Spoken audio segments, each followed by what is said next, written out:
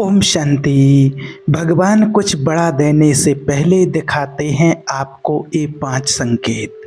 देखिए, आज हम जानेंगे उन 5 ऐसे संकेतों के बारे में जो भगवान आपको कुछ बड़ा देने से पहले दिखाते हैं। आज आपको एक ऐसी बात बताना चाहेंगे जो आपके संघर्षों, देरी और निराशाओं को देखने का तरीका बदल सकती है। क्योंकि जानते हैं हम कि कोई ना कोई जो अभी इस बात को सुन रहे हैं वो परमेश्वर की किसी बड़ी योजना के किनारे पर खड़े हैं। शायद अब उसे आप देख नहीं पा रहे हैं, लेकिन आपसे वादा है कि भगवान पहले ही आपके लिए काम कर रहे हैं। पर इस बात को आप ध्यान से सुनिए, इससे पहले कि भगवान आपके जीवन में कुछ महान कार्य करे, कुछ संकेत आपको मिलते हैं। ऐसे पल आते हैं जब वो आपके चारों ओर चीज़ों को बदलना शुरू करते हैं। वो आपकी आत्मा से धीरे से बात करते हैं। वो कुछ दरवाजे बंद कर देते हैं जिन्हें आप सोचते थे कि खुले रहना चाहिए था। वो परेशानियों को आने देते हैं, ना कि आपको तोड़ने के लिए बल्कि आपको तैयार करने के लिए। क्योंकि जिस ईश्वर की हम सेवा में रहते हैं वो छोटी बातों का भगवान नहीं है, वो भरपूरता का परमेश्वर है। हमारा उद्धार करने के लिए परमेश्वर है और वो परम नियुक्तियों का भगवान है। पहला संकेत है संघर्ष और तैयारी। अगर आप महसूस कर रहे हैं कि आप किसी प्रतीक्षा के समय में हैं, अगर आप सोच रहे हैं कि लड़ाई क्यों और कठिन हो रही है, अगर आपको लग रहा है कि कुछ बदलने वाला है पर आप उसे ठीक से समझ नहीं पा रहे हैं, तो ध्यान रखिए, ये संदेश आपके लिए है। क्योंकि जब भगवान आपको कुछ बड़ा देने वाले होते हैं तो पहले संघर्ष आपके जीवन में आते हैं। ये वो अच्छी खबर नहीं, ये जानते हैं, जिसकी आपने उम्मीद की थी। लेकिन आप इस वीडियो में साथ बने रहिए। ये वही संकेत हो सकता है जिसकी आपकी आत्मा को आज ज़रूरत है। आप में से कुछ लोग अभी उसी समय से गुजर रहे हैं और आप भगवान से पूछ रहे हैं, सब कुछ इतना कठिन क्यों है? मैं पहले से कहीं ज़्यादा संघर्ष क्यों कर रहा हूँ? लेकिन मेरी इस बात को ध्यान से सुनिए, संघर्ष का मतलब ये नहीं कि भगवान ने आपको छोड़ दिया है। संघर्ष इस बात का संकेत होता है कि वो आपको तैयार कर रहे हैं। और अधिकतर हम जो सत्य के मार्ग पर चलने वाले होते हैं उनके जीवन में यही पैटर्न देखते हैं कि उनका जीवन कितना संघर्षों से भरा हुआ होता है, जबकि वो तो ईश्वर के मार्ग पर चलते हैं।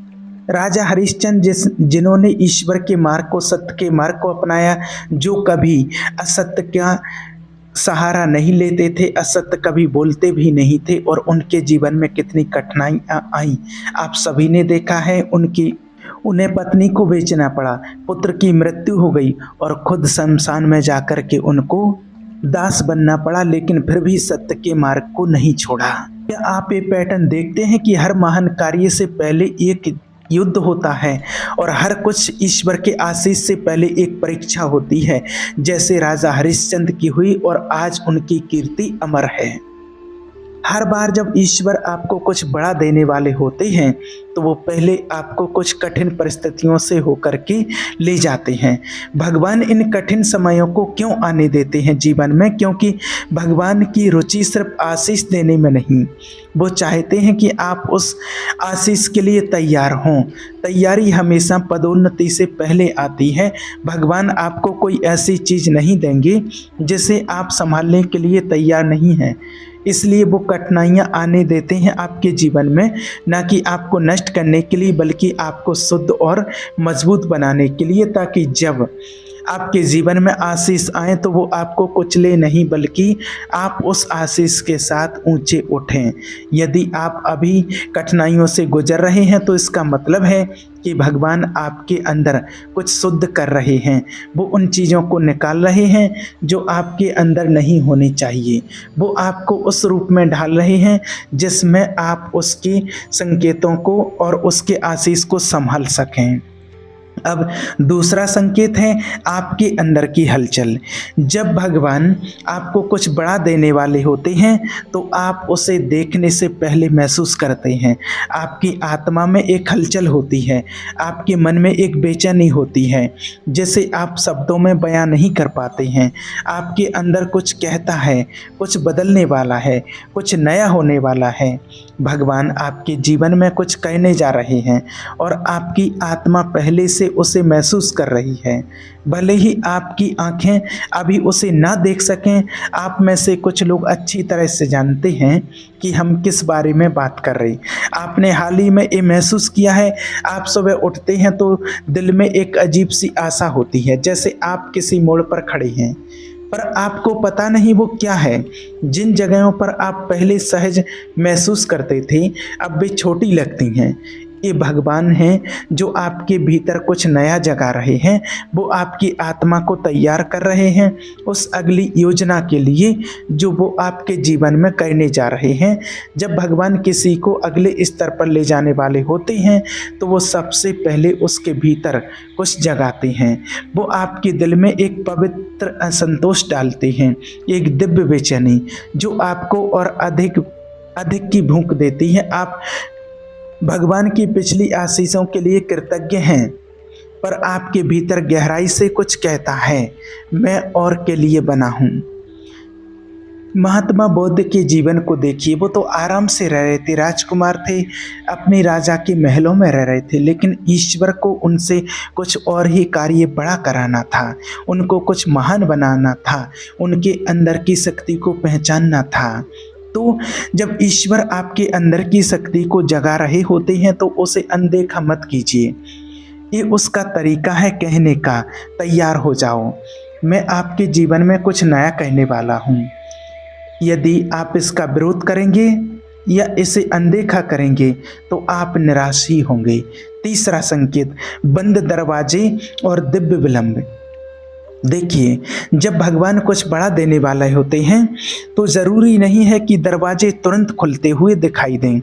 असल में कई बार इसका उल्टा होता है, दरवाजे बंद होने लगते हैं, योजनाएं विफल हो जाती हैं, अवसर हाथ से फिसलने लगते हैं और ऐसे समय में माया आपके कानों में कुछ फुसफुसाएगी। देखो, भगवान आपके साथ नहीं है, लेकिन मैं आज आपको बता देता हूँ कि बंद दरवाजे ईश्वर की योजना का अंत नहीं है, बल्कि वे उसी योजना का हिस्सा हैं। दिव्य विलंब इनकार नहीं है, वे तैयारी हैं, वे सुरक्षा हैं, वे ईश्वर का हाथ हैं जो पर्दे के पीछे काम कर रहा है उन तरीकों से जो आप अभी समझ नहीं पा रहे हैं। आप में से कुछ लोग लंबे समय से प्रार्थना कर रहे हैं, हे भगवान एक दरवाज़ा खोल दो, लेकिन इसके बजाय ऐसा लग रहा है जैसे हर दरवाज़ा आपके सामने बंद हो रहा है। यदि आपसे कहें कि वही बंद दरवाज़ा असल में आपकी प्रार्थना का उत्तर है, यदि आपसे कहें कि यही विलंब इस बात का प्रमाण है कि भगवान आपको उससे कहीं महान चीज़ के लिए ले जा रहा है जिसके लिए आपने मांगा था। जब भगवान कोई दरवाज़ा बंद करते हैं तो वो आपको चोट पहुंचाने के लिए नहीं करते, वो इसलिए करते हैं ताकि आप किसी ऐसी चीज़ में ना चले जाएं जो उसकी उत्तम योजना से कम हो। सुदामा जी के जीवन को देखिए, उनके जीवन में कितनी कठिनाइयाँ आईं, कितना संघर्ष करना पड़ा, लेकिन वो संघर्ष ही उन्हें श्री कृष्ण जी के कितने नज़दीक ले जा रहा था। वो उनको इसलिए तैयार कर रहे थे जिसकी वो कल्पना भी नहीं कर सकते थे। इसका मतलब ये नहीं कि भगवान काम नहीं कर रहे हैं सिर्फ इसलिए कि दरवाज़ा अभी तक नहीं खुला। इसका मतलब ये नहीं कि वो कभी नहीं खुलेगा। कई बार भगवान देर कर सकते हैं क्योंकि वो ये नहीं कह रहे होते हैं, वो ना नहीं कह रहे होते हैं, बल्कि वो कह रहे होते हैं कि अभी नहीं, क्योंकि अगर वो बहुत जल्दी आपको दे दें तो आप उसके लिए तैयार नहीं होंगे। इसलिए भगवान की योजना से लड़ने के बजाय उसके सामने समर्पण कीजिए, उससे सवाल उठाने के बजाय उस पर भरोसा कीजिए, देरी से निराश होने के बजाय उसके लिए धन्यवाद दीजिए, क्योंकि अगर दरवाज़ा अभी बंद है तो इसका मतलब है कि कुछ बेहतर रास्ते में है। चौथा संकेत, पुष्टिकरण और विरोध। जब भगवान आपको कुछ बड़ा देने वाला होते हैं तो वो सिर्फ आपके दिल में फुसफुसाते नहीं हैं, वो उसकी पुष्टि करते हैं। वो ऐसे तरीक़ों से बोलते हैं जिन्हें आप नकार नहीं सकते। भगवान अपनी योजनाओं की पुष्टि सिर्फ आशीषों से नहीं करते हैं, वो उनका पुष्टि विरोध से भी करते हैं, क्योंकि कभी कभी माया भगवान जो कर रहे होते हैं उससे आपसे पहले ही देख लेती है और वो उसे रोकने की कोशिश करेगी। क्या आपने कभी देखा है कि किसी बड़ी सफलता से ठीक पहले आपको असामान्य विरोध का सामना करना पड़ा है? विरोध से हतोत्साहित रहो। माया आपसे इतनी सख्ती से नहीं लड़ रही होती है अगर इस लड़ाई के दूसरी तरफ कुछ महान नहीं होता। वास्तव में कभी कभी विरोध ही इस बात की सबसे बड़ी पुष्टि होती है कि आप सही रास्ते पर हैं। अगर अभी आप संघर्ष कर रहे हैं तो ये संकेत हो सकता है कि आप किसी महान चीज़ में कदम रख रहे हैं। सवाल ये है, क्या आप निर्माण करते रहेंगे? क्या आप भरोसा करते रहेंगे? क्या आप उस बात पर टिके रहेंगे जो भगवान ने कही है? भले ही कोई आपके आत्मविश्वास को हिलाने की कोशिश करे। पांचवा संकेत है विश्वास का कदम उठाना। जब भगवान आपको कुछ बड़ा देने वाले होते हैं तो वो आपको विश्वास का कदम उठाने के लिए कहेंगे। वो आपको ऐसी जगह ले जाएंगे जहां आपके पास उस पर भरोसा करने के अलावा कोई विकल्प नहीं होगा। आपके पास सभी जवाब नहीं होंगे, आपको पूरी तस्वीर नहीं दिखेगी, लेकिन वो आपको आगे बढ़ने, अज्ञात में कदम रखने और ये विश्वास करने के लिए बुलाएंगे कि यदि उसने कहा है तो वो उसे करेगा। और यहीं पर बहुत सारे लोग झिझकते हैं, यहीं पर डर घर कर जाता है, क्योंकि विश्वास में कदम बढ़ाने का मतलब है आरामदायक चीज़ों को पीछे छोड़ना। इसका मतलब है आज्ञाकारिता में चलना, भले ही आप समझ ना पाएं। इसका मतलब है ये भरोसा करना कि भगवान प्रदान करेंगे, भले ही आप ये ना देख पाएं कि कैसे। याद रखना, जिसने भी ईश्वर के ऊपर भरोसा और विश्वास किया है तो ईश्वर ने उसे उसकी जो कल्पना थी उससे भी ज़्यादा दिया है।